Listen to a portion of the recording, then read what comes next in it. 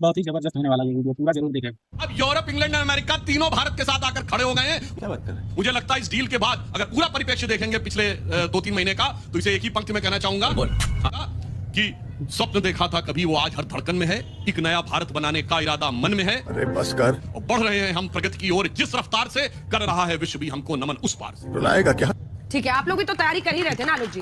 2013 से कोशिशें हो रही थी कि यूरोपियन यूनियन के साथ हो जाए। अब राहुल जी कह रहे हैं कि खून पसीना, 2006 से। अबे जल्दी बोल, कल सुबह 2006 से 13 में रुक गया था। खून पसीना देश के लोगों का बेच दिया है मोदी ने। कैसे बेच दिया है?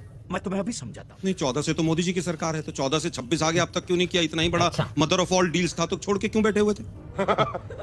दुर्भाग्य यह है कि अपनी कमजोरियों को छुपाने के लिए ये तमाम इस तरह की चीजें हो रही। बात तो सही है। 3 महीने का इन्होंने जिक्र किया, 87 रुपए पे डॉलर की कीमत थी, आज वो 92 पे हो गई 5 साल में।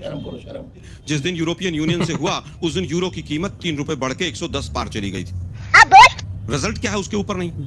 आज दुर्भाग्य यह है, हथकड़ियां बेड़ियां लगकर अमेरिका से हमारे नागरिक आते हैं, सरकार नहीं बोलती है। धोती खोल रहा है। हमारे आर्मी के चीफ कहते हैं कि साहब वो चाइना से ऐसा हो रहा है, मैं क्या करूं?